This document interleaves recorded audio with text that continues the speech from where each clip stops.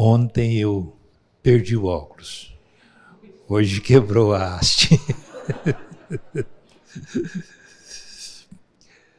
A nossa palavra primeira aqui é uma palavra de agradecimento.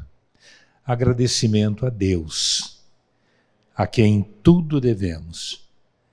Cada momento, cada movimento da nossa vida, cada sentimento, cada ação, cada pensamento. A gente sempre pede que Deus inspire, que Deus nos mova, que Deus trabalhe o nosso coração, nosso interior. E nós somos gratos a Deus pelo seu cuidado, pela graça do Senhor, pela misericórdia dele que dura para sempre e que é a causa, sem dúvida, de não sermos consumidos, fulminados. O nosso muito obrigado ao conselho desta igreja, ao reverendo Wagner, à liderança, aos irmãos e irmãs. Nosso muito obrigado, muito especial ao Regison e a Nelly, que têm nos suportado, aguentado as nossas amolações e suportado, nos dado suporte nestes dias e em tantos outros dias já passados. Muito obrigado de coração por essa hospitalidade generosa. Que Deus os abençoe ricamente. Muito grato pela oportunidade de não somente conhecer, mas conviver ontem, hoje, com Jorge Camargo, autor de muitas canções que o povo de Deus canta aqui no Brasil e fora do Brasil. Canções que têm nos inspirado, tocado o nosso coração, como foi ontem à noite lá na IPI Betel, como foi hoje de manhã e agora. Que Deus continue dirigindo a sua vida, seus passos, e que a sua vida esteja sempre disponível para Ele, para participar com Ele da sua obra de salvação de vidas, de edificação do corpo de Cristo. Muito obrigado por conhecer a sua esposa, Karina. Que Deus abençoe ricamente as suas vidas. Para nós, não apenas para nós aqui, mas o próprio calendário cristão que organiza a vida da igreja em torno da vida de Cristo, nós estamos no tempo chamado comum, o tempo da igreja. E para nós este mês é muito significativo porque nele nós celebramos o aniversário da nossa igreja. Neste ano, 122 anos de organização. Mas a nossa origem, a nossa história está muito lá atrás. Por exemplo, no século XVI, e até mesmo anterior ao século XVI, na chamada pré-reforma, um movimento de revitalização da igreja aconteceu.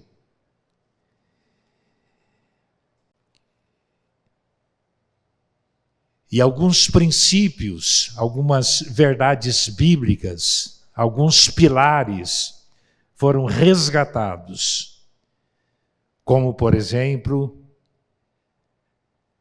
a preeminência da palavra, da Bíblia, como regra de fé e prática. A pessoa de Jesus Cristo, solo Christus, só Jesus, sola fide, só a fé, e, dentre outros, o sacerdócio universal de todos os cristãos. Sacerdócio universal. Todos são chamados para servir a Deus, amar a Deus e participar da missão de Deus, a Missio Dei, no mundo, em toda parte. Ontem nós falamos sobre a igreja de Jesus, edificada por Ele, contra a qual as portas do inferno não prevalecem. Comunidade esta que sinaliza o reino de Deus, o propósito de Deus que foi desvirtuado, que por permissão divina na história de Israel, saiu de um sistema teocrático para um sistema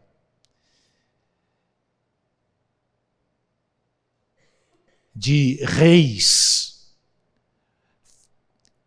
Israel solicitou, como os demais povos já tinham, reis. Uma experiência muito difícil, muito custosa, muito complicada para o povo de Deus. E vem Jesus, o verdadeiro rei. Ele vem anunciando, falando e implantando de maneira definitiva o reino. E Jesus nos chama, Jesus nos atrai para si. Jesus transforma o nosso coração. O reinado de Jesus começa na nossa vida, no nosso coração, no nosso interior. Jesus deixa isto muito claro. Aliás, a Bíblia deixa isto muito claro sobre a importância do nosso coração. Sobre tudo que se deve guardar, guarda o teu coração, porque dele procedem as saídas da vida.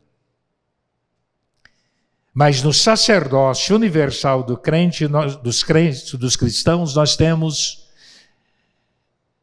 duas questões muito significativas. A primeira é que cada um de nós, onde está, em casa, no trabalho, passeando, pode falar com o Pai, pode conversar com o Senhor, pode testemunhar a sua fé,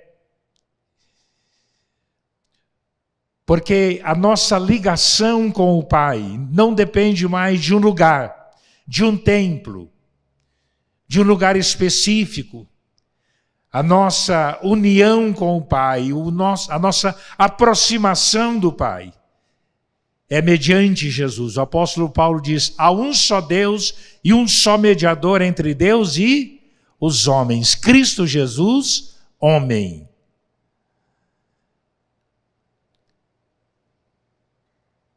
E segundo, num movimento que tem sido desencadeado na igreja, retratado muito bem no livro chamado A Segunda Reforma, que olha para a palavra de Deus, para a obra do Espírito Santo. O Espírito Santo como aquele que foi pedido por Jesus, diz: eu vou rogar ao Pai e Ele vos mandará outro Consolador. E o Espírito Santo veio. E Jesus diz: para permanecer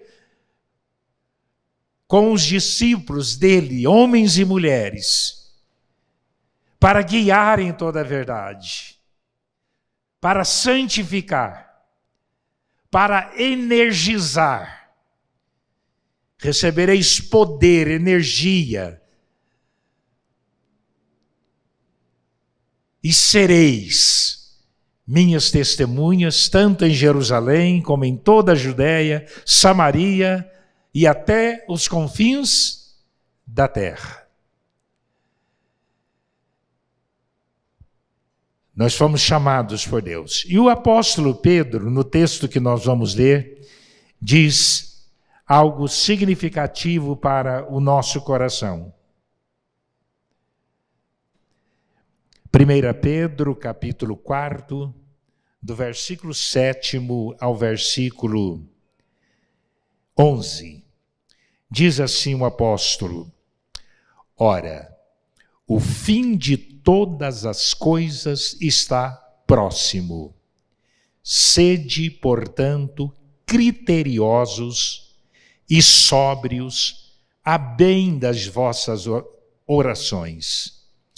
Acima de tudo, porém, tende amor intenso uns para com os outros, porque o amor cobre multidão de pecados. Sede mutuamente hospitaleiros, sem murmuração. Servi uns aos outros, cada um conforme o dom que recebeu, como bons dispenseiros da multiforme graça de Deus. Se alguém fala, fale de acordo com os oráculos de Deus. Se alguém serve, faça-o na força que Deus supre, para que, em todas as coisas, seja Deus glorificado por meio de Jesus Cristo, a quem pertence a glória e o domínio pelos séculos dos séculos. Amém.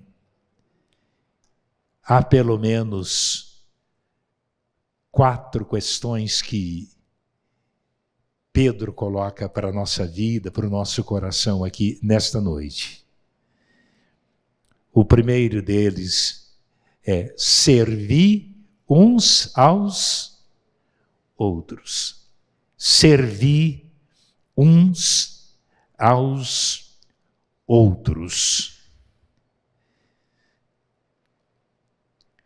Os discípulos demoraram e tiveram muita dificuldade, assim como eu e você ainda hoje temos dificuldade para entender com clareza isso. Até o ano de 2023, durante 8 anos, eu fiz parte de uma equipe pastoral na qual eu pude ver de maneira bem vívida, de maneira nítida e de maneira progressiva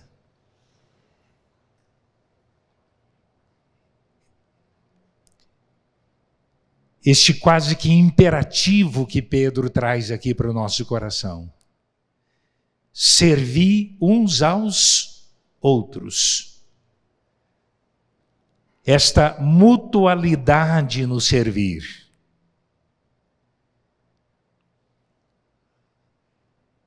Conforme disse Jesus, entre vós, meus discípulos, não é como na sociedade, nas instituições de um modo geral, em que há os superiores e os subordinados, os mandantes e os subalternos. Ele diz, entre vós, o que serve é o primeiro, o que serve é o maior. Tal como o Filho do Homem, que não veio absolutamente para ser servido, mas para servir e para entregar a sua própria vida em resgate de muitos. Este é um dos grandes desafios do Evangelho de nosso Senhor Jesus Cristo. Esta disposição de servirmos uns aos outros.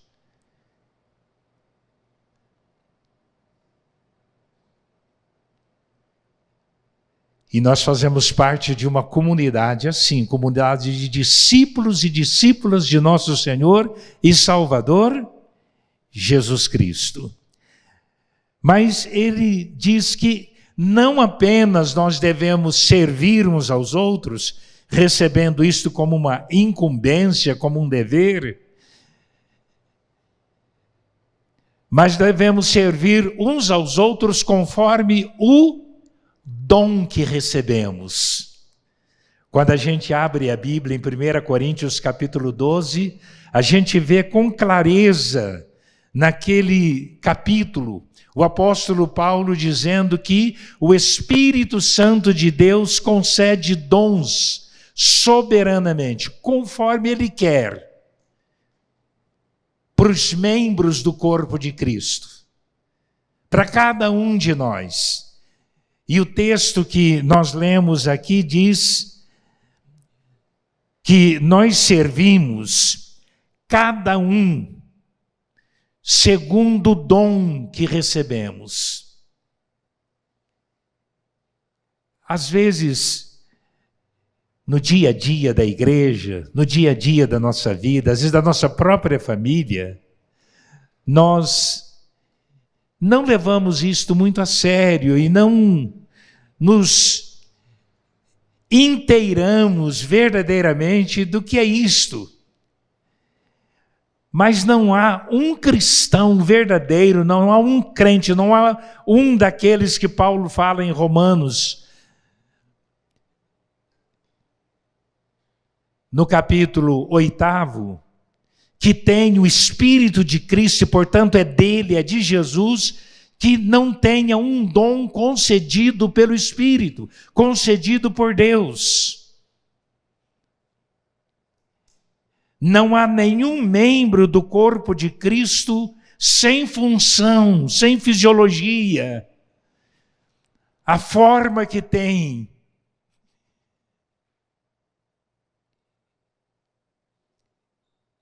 O Espírito Santo traz para o nosso coração, para a nossa vida, dons, habilitação, capacidade para servirmos. E se a gente não sabe, a Bíblia diz, peça a Deus, peça os dons. Ele mostra um caminho sobremodo excelente, porque os dons devem ser exercidos em amor para a edificação do corpo de Cristo. Mas o Senhor capacita. O Senhor dá habilidades para nós servirmos uns aos outros. Particularmente, eu tenho testemunhado dons em membros do corpo de Cristo. Quantos deles servindo a gente, em momentos, em lugares, em situações as mais diversas, nós podemos experimentar membros do corpo de Cristo, nos servindo, nos apoiando, nos ajudando de maneira relevante, de maneira significativa.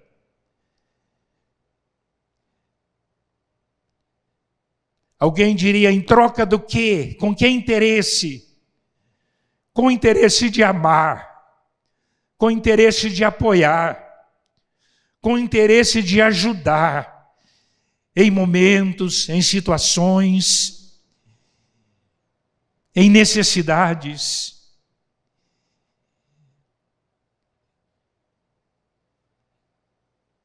Em missão, neste espírito de cooperação, Jesus deixa muito claro que esta comunidade de servos não é movida por um espírito de competição, mas por um espírito de cooperação, de participação mútua. E Paulo diz que o corpo cresce em amor, com o auxílio de todo membro, de toda junta. Um auxílio conjunto, mútuo, conforme a habilitação. E é só nos colocarmos à disposição do Espírito Paulo diz que nós devemos nos deixar encher pelo Espírito Santo de Deus. E quando o Espírito Santo de Deus toma conta do nosso coração, preside a nossa vida, governa os nossos sentimentos, Ele nos capacita, Ele nos habilita a sermos expressão da graça de Deus, do amor de Deus, na vida de irmãos, de irmãs, de pessoas. Não convertemos ninguém, mas a expressão da graça de Deus através da nossa vida toca o coração de pessoas e leva pessoas ao encontro com Jesus, como nós ouvimos aqui hoje. Se necessário, use palavras. Mas não só isto. O servir uns aos outros e sermos capacitados para este mistério. Mas Pedro vai dizer que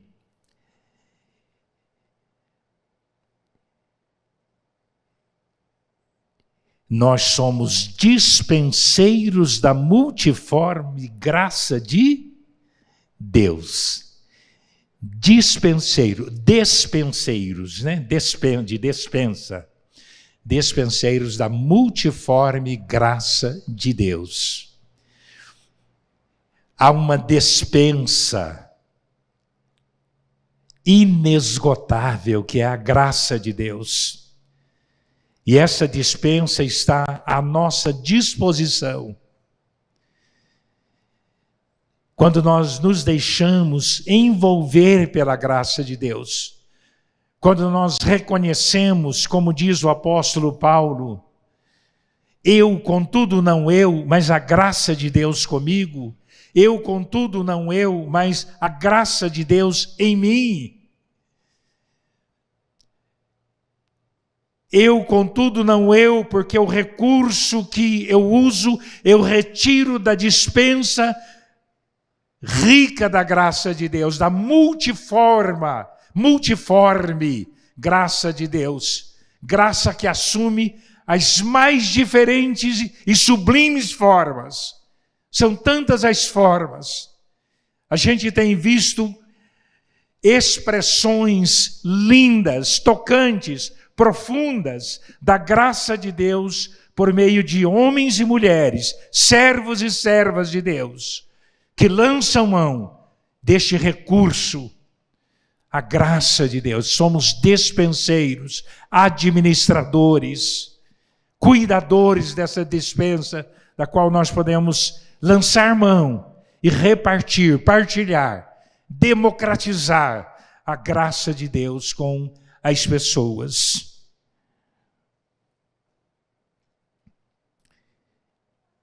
E não apenas somos dispenseiros, mas ele diz assim: se alguém fale de acordo com os oráculos de Deus. Quem tem essa expressão de forma diferente? Alguém tem? E gostaria de ler para nós? Na Bíblia? Tem? Pode ler, minha irmã.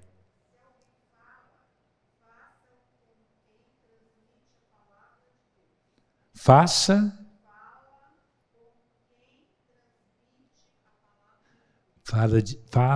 com a palavra de Deus, né? Fala a palavra de Deus, os oráculos de Deus. Se alguém serve, faça de que forma? Está ali, né? Se alguém fala, faça-o como quem transmite a palavra de Deus. Se alguém serve, faça com o quê? Com a força que Deus provê.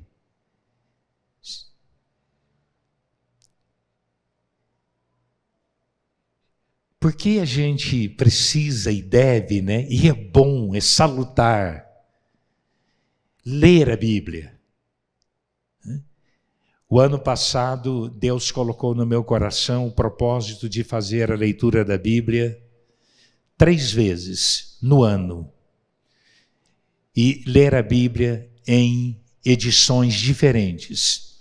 Eu fiz uma leitura inicial, uma releitura na Bíblia na linguagem de hoje. Eu fiz uma leitura na Bíblia chamada A Mensagem, me fugiu o nome agora, o autor lá que escreveu, norte-americano, né? E fiz uma terceira leitura, que terminei no começo de dezembro, da Bíblia, na Bíblia nova versão, na versão transformadora. Uma experiência preciosa. Mas mais do que isso, ler a Bíblia todo dia. E não apenas ler a Bíblia, mas permitir que a Bíblia nos leia. Que a Bíblia leia o nosso coração. Lermos um texto e meditarmos, para que o nosso linguajar, hoje nós estávamos conversando e alguém dizia, um teor de conversa, uma fala, né, desagradável. A Bíblia diz que a nossa palavra deve ser temperada com sal, sóbria. A Bíblia diz que a palavra de Deus é lâmpada para os nossos, luz para o nosso caminho. Quando a gente medita na palavra, a gente começa a falar a palavra de Deus, né? Transmitir a palavra de Deus.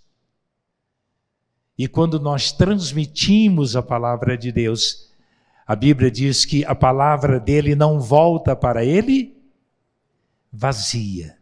Quem aqui conhece o ministério dos Gideões? Quem aqui já ouviu o testemunho dos Gideões? Os Gideões, um ministério internacional que está em muitos países, eles simplesmente espalham a palavra, distribuem a palavra. A missão, brigando aqui com a minha memória, né? A qual a Sandy Jocum, lá no Maranhão, tem um casal que a nossa igreja lá participa do sustento deles e da oração, intercessão por eles. E um dos ministérios deles é distribuir a Bíblia de casa em casa. E foi para lá uma caravana da igreja. E distribuíram as Bíblias no interior do estado do Maranhão e fizeram uma leitura da Bíblia. Aquela leitura da Bíblia continuada toda em praça pública.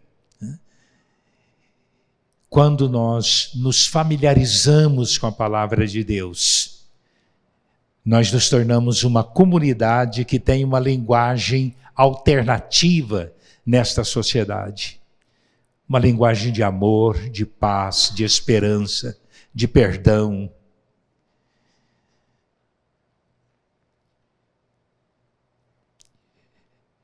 E sirvam com a força que Deus dá. A força que Deus supre. Servir uns aos outros. Nós somos igreja para vivermos assim, voltando aos fundamentos.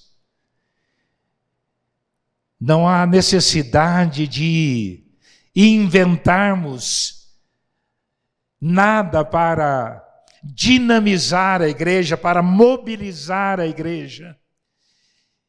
O Senhor mostra de modo muito claro que o Evangelho de Jesus Cristo, nós dissemos, ele é essencialmente dinâmico.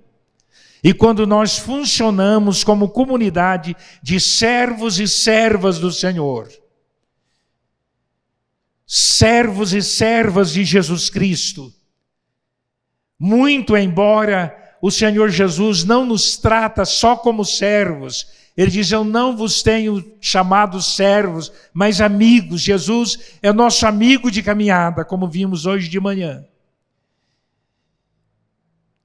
A vida cristã flui, acontece. Nós nos tornamos, como igreja, expressão do Evangelho, comunicação do Evangelho. Onde estamos, no condomínio, na rua, no bairro, no supermercado, no trânsito, onde nós somos estimulados muitas vezes a entrarmos na onda, a tomarmos a forma do mundo, o nervosismo. Nós mantemos uma presença como presença do povo de Deus, de discípulos de Cristo, de súditos do reino de nosso Senhor e Salvador Jesus Cristo. Que assim seja conosco, quando celebramos o aniversário da nossa igreja e quando a nossa atenção está voltada, inclusive até o mês de agosto, porque a nossa igreja mãe, a Igreja Presbiteriana do Brasil, no dia 12 de agosto, também completa mais um aniversário, quando é celebrada a chegada do missionário Simonton ao Brasil. Que assim seja o nosso coração, a nossa vida, a nossa comunidade, uma verdadeira comunidade, com unidade, vivenciando o Evangelho do Senhor Jesus. Amém? Vamos nos colocar de pé? Pai querido, Pai bondoso, louvado seja o teu nome, pela bênção destes dias aqui com o teu povo. Nossa igreja lá, a IPI Betel, com as demais igrejas representadas do presbitério Campo Grande, lá em Dourados, o presbitério Mato Grosso do Sul, em tantos outros lugares, o teu povo reunido, Pai, celebrando o teu cuidado, a tua graça, o teu sustento, a tua direção. Louvado e glorificado seja o teu nome, ó Pai. Faze de nós, ó Pai, verdadeiramente uma comunidade de servos e servas do Senhor Jesus, servos e servas uns dos outros, para que o corpo de Cristo seja vigoroso, seja harmonioso e seja expressão do teu amor, da tua graça, da tua misericórdia, da tua salvação na sociedade em que vivemos. Oramos assim, em nome de Jesus. Amém. Amém.